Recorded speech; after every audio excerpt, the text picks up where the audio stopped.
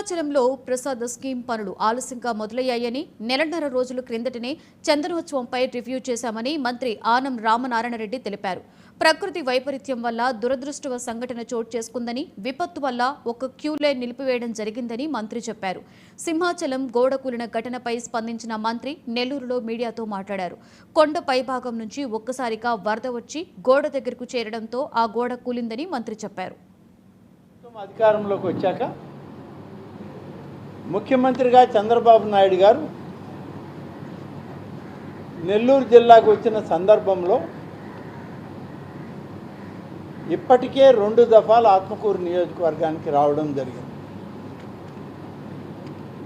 ఆత్మకూరు నియోజకవర్గంలో జరిగేటువంటి ఇరిగేషన్ ప్రాజెక్టుల సందర్శనార్థం మొదటి దఫా వచ్చారు. ఇప్పుడు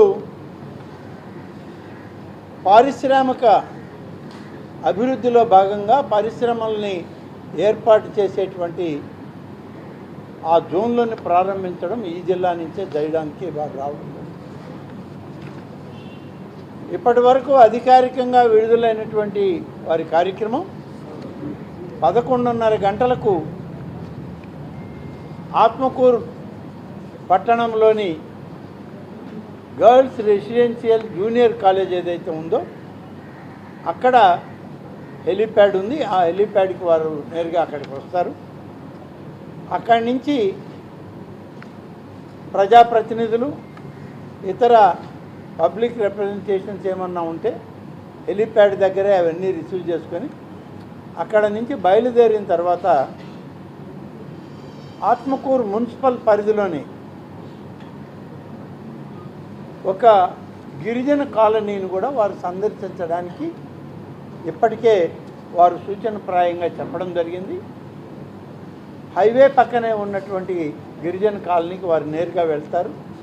అక్కడ ఉన్నటువంటి గిరిజనుల యొక్క సమస్యలు తెలుసుకోవడం, వారి యొక్క జీవన శైలి, కుటుంబ సంక్షేమాలు గురించి వాళ్ళతో మాట్లాడి వాళ్ళకి మెరుగైన జీవన ప్రమాణాలు రావడానికి ఏం చేయాలనేటువంటి విషయంలో, అలాగే సామాజిక పెన్షన్లను కూడా 1వ తారీఖు ప్రతి నెల ఇచ్చే ఆనవాయితీ ప్రకారం రేపు ముఖ్యమంత్రి గారు ఆ ఆత్మకూరు మున్సిపాలిటీలో గిరిజన కాలనీలో ఇవ్వడం జరుగుతుంది.